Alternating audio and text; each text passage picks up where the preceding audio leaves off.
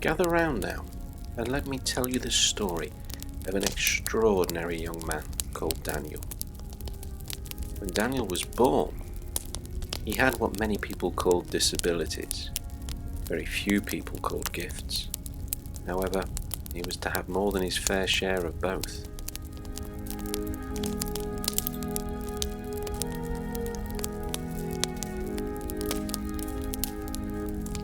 For all children are unique, but not all of them are special. Daniel was far more than an ordinary child. He was cocooned in his own world though. He neither ventured out and rarely let others in.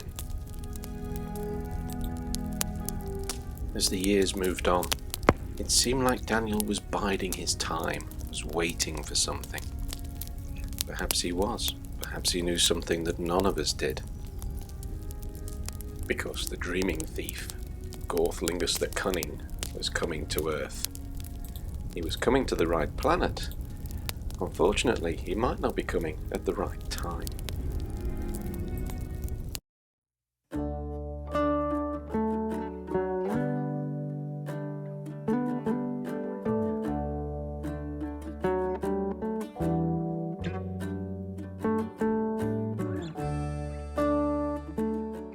Gorthlingus the Cunning was proud of his spaceship. It was the fastest one in this part of the galaxy. It was also the only one in this part of the galaxy, but Gorth was not the kind of space traveller to let a simple fact stand in the way of a good story. No, she was a beauty, the SS Creme Anglaise. She was just like the pin-ups he preferred, as cold as deep space, as yellow as a double sun, and as lumpy as a jumper stuck on the Himalayas, and she was all his. The landing software had been uploaded during pre-flight.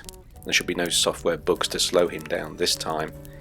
Primary safety systems were all online, all firmly in the green. Nothing could conceivably go wrong. Except for the fact that the galactic Freeview box was stuck on the snail wrestling channel, and the flush had jammed on the body waste evacuation pod, meaning that he had been weeing behind the potted plants on the observation deck for 2 days now. Defeat, luckily, was a word that did not feature heavily in the personal usage with Gorthlingus the Cunning. Idiot, unfortunately, did. There were times he hated space travel. It was like having a dentist repair a filling, only with the drill going up your nose instead of in your mouth, while at the same time arguing for a rebate on your intergalactic council tax with a Maronian druid bat. Yes, no fun at all.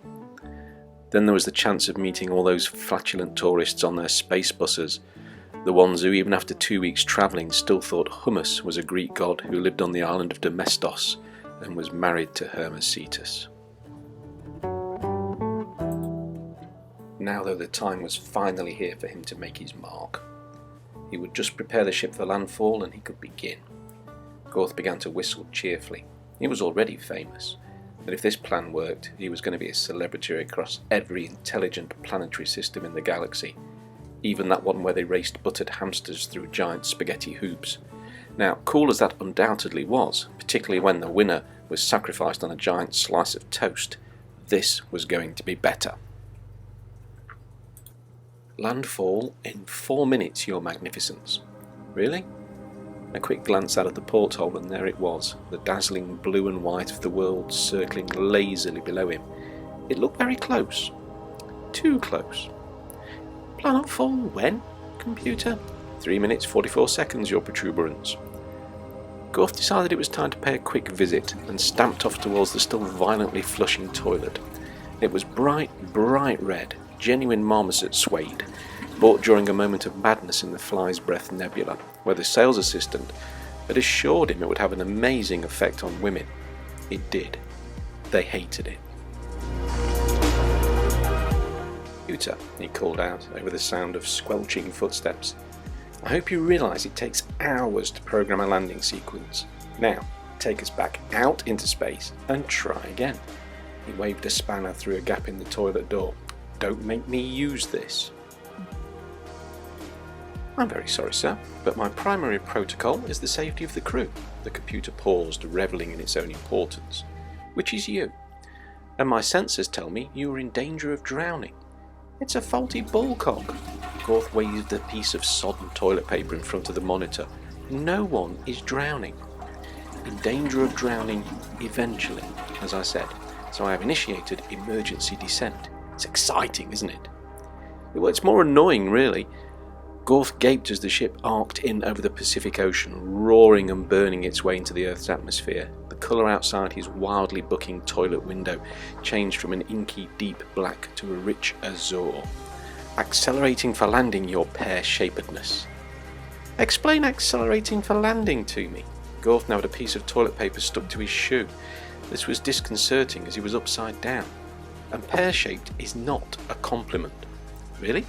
Anyway, Mach 24 and rising, your wobble-bottedness. It's all going really rather well, isn't it? They were over the Japanese islands now, having crossed the entire Pacific Ocean in minutes. They were also losing altitude by the bucket load. No, it is not. Gorth was snarling now, or he hoped he was snarling. It was difficult to appear fearsome, sitting on a suede toilet with a high G-suit around your ankles. Still, if anyone could pull it off, it'd be him. Oh no, my bad. It's low transonic for landing. Apparently you do decelerate. Imagine that. Gorth was pinned ever more firmly onto the toilet as the Siberian tiger began hurtling towards him. Slow it down! He was shouting over the howling from the planetary atmosphere outside being rent in two. Now, your lickableness. Yes, now, right now. That was it. He was never having another computer with an enhanced personality ever again. I think that might be a little bit late, your awfully niceness. What? I said that I heard you, you ingratiating overgrown calculator. Why is it too late? Planetary impact in 22 seconds. Sir, don't you take that hurt tone of voice with me. I've had toasters that could have flown this ship better. Now, put up the force shields. Force shields. Now, where could the button be? Custard was showing that all of the emotions it was advisable not to program a ship's computer with, sulking was probably coming out on top, just in front of petulance. You mean you don't know? Gorth was aghast. I mean, what do you do if you can't fly? I cook. That's what you requested. Doesn't matter how it flies, you said. I can do all that. It's only planetary mechanics after all. That was what you said. It matters how it cooks, you said. Well, I am a Mark III Blender Master Deluxe with added attitude that goes from this, there was a pause as a button was fiddled with, to this. How come you don't like my food, huh? You don't know it, but this is great. I blended the frogs myself. Can you turn that down a bit? Gorth was backing away from the console in slight panic. That better? I turned it back to 1. That's Scottish salads. Thank you. Now can you just fly this thing? I might, if someone was just a little bit nicer to me. What? Less beastly? Gave me the odd compliment. You know, was a bit more giving. Alright, Gorth sighed and resisted the temptation to look out of the window. If you've seen one planet rushing towards you, you've seen them all. You were looking very shiny, he offered. There, that should do it. Shiny? What kind of compliment is that? I am a state-of-the-art interstellar mainframe computer with a cordon bleu chip. I am not a steam engine in a cloth cap. Shiny? Is that really the best you can do? Fine. This really was the last thing Gorth needed right now. When he landed, he was going to beat this thing's central processor in. You are the smartest computer I have used today. Really? Oh, thank you, because... Now, just press the button. I'm sorry, sir, I didn't quite catch that. Oh, what? I found the button, look. It was here. It was here. Press it. Press it now. What, you mean now? Now! But consider that button pressed, sir. 3 seconds later, the artificially generated shockwave shot out from the ship and connected with the planet's surface. A vast area close to Lake Baikal bore the brunt of the impact. There the very Earth itself leaped skywards, propelled upwards by the forces unleashed. 50 square miles of Russian forest was scythed away, leaving hardly a blade of grass standing, as the leading edge of the blast wave pushed the energy of the expanding explosion away from the ship. 200 miles away, birds fell dead from the sky, as the force of the blast, equal to several megatons in the nuclear range, reached them in less than 3 seconds. All around this pre-atomic world and in museums in many of the European capitals, primitive seismographs went wild. Something huge had just happened in central Siberia. Inside the Kremongles, all was calm. Planetary landfall achieved, your squishiness. You have a nice day now. You actually thought that was a good landing, didn't you? Well, if you walk away from it, sir, it... Oh, shut up. Didn't you like it? Frankly, said Gorth, I've seen better.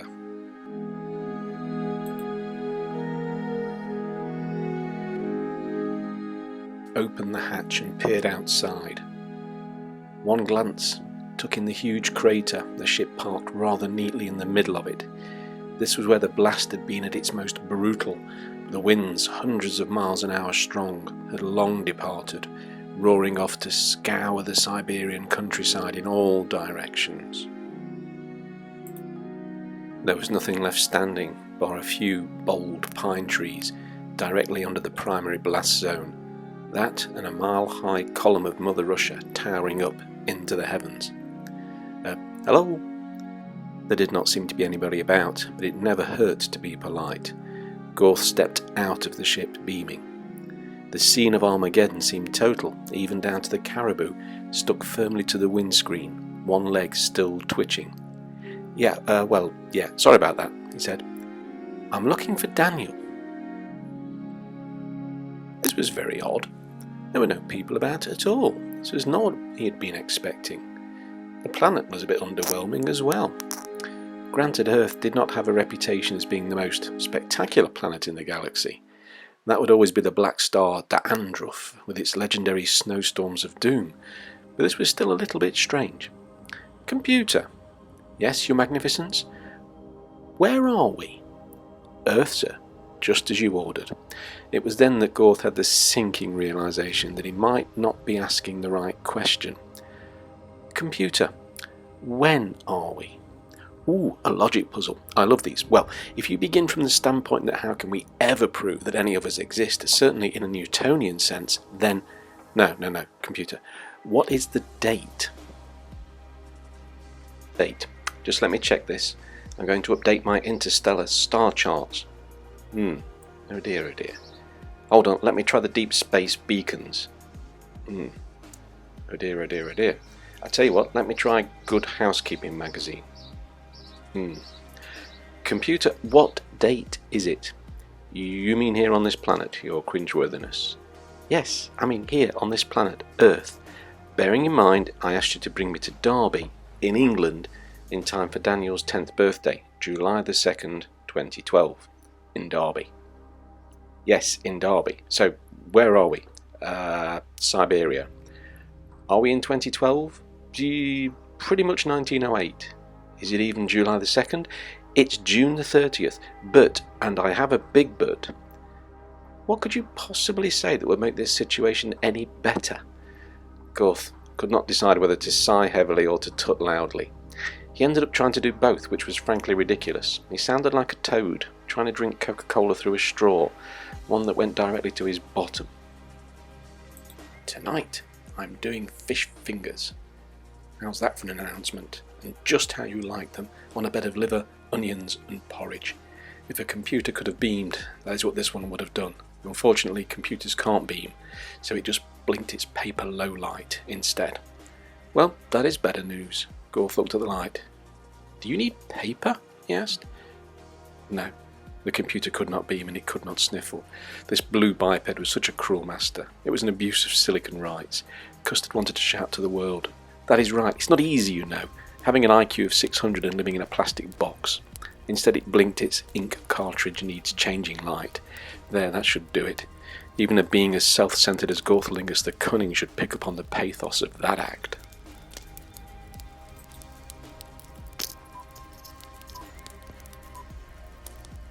What now?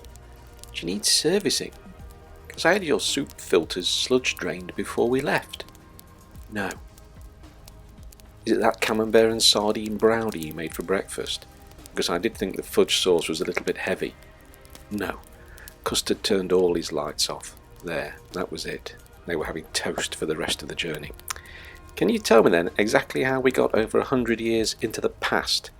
Gorth was refusing to look at the instruments. Siberia was bad enough, but Siberia in the past? Malfunctioning over lunch was a grim mistake to make, but taking them into the past before dessert was served was just careless. I mean, what do they even eat here? It must be the effect of the eye of the storm. It has been unstable since it was sent into exile. It has to be close to us if it's causing temporal displacement on this scale. What? What the hell does that mean? I think I preferred it when you were talking about recipes. It means the closer we get to it, your jellied bottomness, the stranger things become. Gorth glanced out of the hatch, then slammed it shut. He'd seen quite enough of Siberia. Now he was marooned on a planet that had not even invented dry roast peanuts yet. He was supposed to be the most notorious thief in the known universe, and here he was trapped with only a blatantly malfunctioning cooking aid for company, and even that had an overheating flattery chip. No, there had to be a way out of this, or his name was Gornot, Gorth Lingus the Cunning. All he had to do was think of it. Mr. Cunning? Oh, will you shut up? Gorth picked up a large spanner and advanced on the console menacingly. My patience is wearing pretty thin with you. I've just had an idea, sir. Does it involve fish fingers again? Because although, and Gorth had to admit this with very little grace, that was actually a good idea, it was not what I needed. I need to get to Derby and find Daniel, who according to my calculations will not be born for another... Gorth tried to add on his fingers and fell quite badly short. 93 years, 11 months and 3 days, your strangely moistness. Exactly, that is what I make it. So, what is your idea? I think I know a way to get you where you need to be, when you need to be. Custard's voice had changed now. Go on, what's the catch? Gorth paused, his spanner still raised menacingly. He had learned, oh how he had learned. With this computer there was always a catch. There was no way he was falling for putting his head in the microwave again. His ears were still singed from the last time. Well, nothing that major, your soon-to-be transparentness. Just how attached are you to your body?